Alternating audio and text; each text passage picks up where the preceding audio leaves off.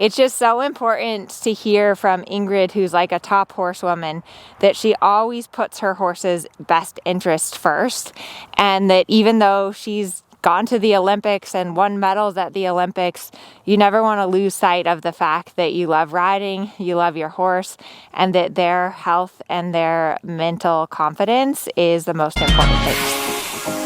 Hello everyone, I'm Amelia. Today I'm going to give you 5 tips from Ingrid Klimke. She's an amazing horsewoman, and I just got back from a full weekend masterclass with her. So I wanted to share with you in today's video some of the top takeaways from the clinic. It was definitely super inspiring, and I got to ride my Grand Prix horse Harvey with her, which was super fun. Also, don't forget to check out the description box. There's a free PDF download for you, which is 5 patterns and figures to help you train your horse. So the first big takeaway from the clinic is Cavaletti. Ingrid is super well known for her Cavaletti work. Obviously, she's an eventer as well. But what's great about Cavaletti is that it helps to get your horse active and engaged in their hind end without you forcing them to do it. So just by like having a pull, they have to pick up their hind legs more. They have to think about placing their feet. And I'll splice in some clips here, but you always want to start with just 1 Cavaletti at a time and then build up to 2, 3, and 4 maximum. For walk spacing, you want to space the Cavaletti 2 to 3 feet apart, depending on your horse's stride length. For the trot, it's 4 to 5 feet apart. And one thing that Ingrid was big about with the Cavaletti is really aiming your horse for the middle of the Cavaletti. So you really want to look up and aim for the middle of the pull. And then once you get to the Cavaletti, allow your horse to look and kind of reach and stretch a little bit down to the Cavaletti. So that was really fun to see. She had a lot of different patterns and exercises, like setting the Cavaletti up across the center line. But bottom line is, it's great way to get your horse engaged behind, and just start slow. Start with 1 pull and then build up more. Second tip from Ingrid is getting your horse stretching down and the nose out. So I'm going to show you kind of what she meant by that, hopefully. But literally every single horse that she worked with, whether it was a young horse or a Grand Prix horse, she really wanted you to work on getting the horse stretching down and the nose out. And she was also super picky that your hands were together. So she wanted your hands fist width apart in front of the withers, and then being able to really get your horse stretching and chewing the reins out of your hands. It's hard to do. A lot of times when I do this, I take my hands wide to get my horse to stretch more down. And that's okay to do. Like if your horse isn't stretching down, you can take your hand a little wide. But then the real challenge is, can you, come on, keep trotting from behind. Can you really get this and have your hands, come on, stretching down? Can you get this stretching down, but then have your hands super together and in front of you? Good boy. Good boy. And the other thing she did a lot with the young horses, like especially, let me just pick up Canter, is she had the riders go into a little bit of a 2-point, like a little bit of a light seat, and just really get the horse going and moving forward. So that's another good boy, a good thing. But a lot of why we want to get our horses stretching down and chewing the reins is because it gets their back to come up.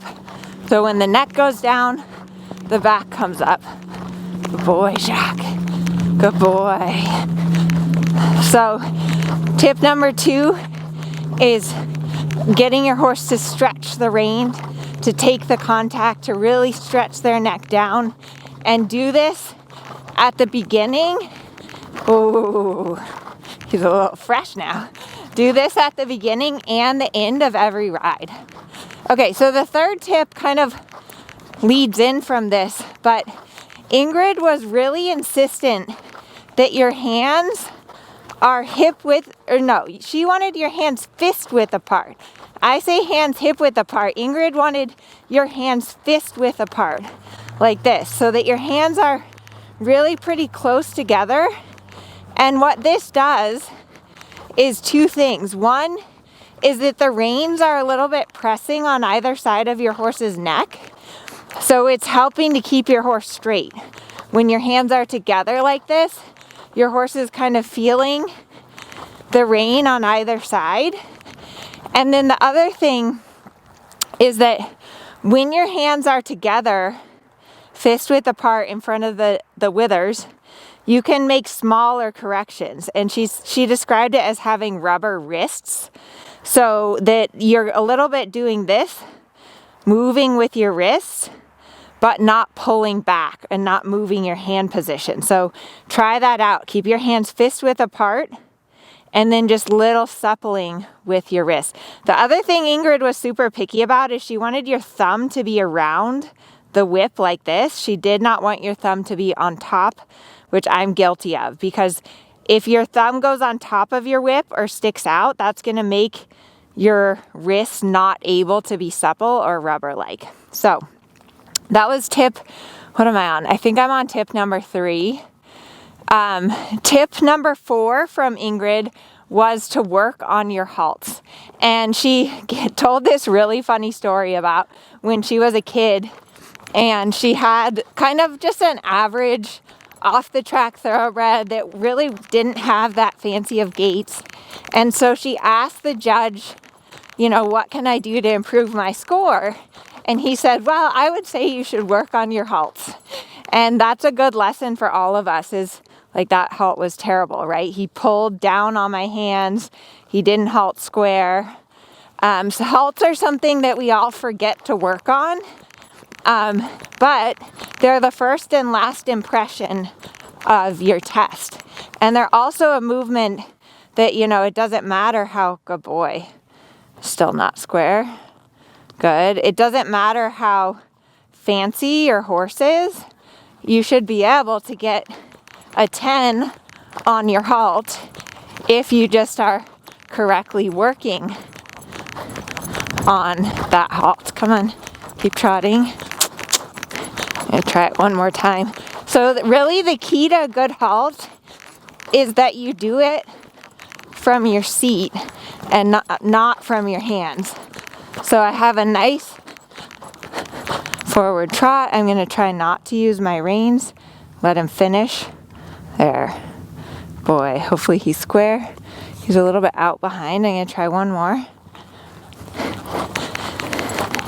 And in general, you know, with a lower level horse, I don't worry as much if the halt is square, so long as they stand still. Good boy. Good boy. So long as they stand still and don't pull on me, I don't worry as much about whether or not it's square. But again, practice a few halts every single day, and that will help you out. Good boy. And then the final tip from Ingrid, which I just love, is just remember to love and enjoy your horse. And she gave this little speech about it, but it's just so important to hear from Ingrid, who's like a top horsewoman, that she always puts her horse's best interest first. And that even though she's gone to the Olympics and won medals at the Olympics, you never want to lose sight of the fact that you love riding, you love your horse, and that their health and their mental confidence is the most important thing. So I hope that you've enjoyed these tips from Ingrid, and let me know in the comments below what your favorite takeaway was. Don't forget to like and subscribe to my channel. I post a new video every single Wednesday.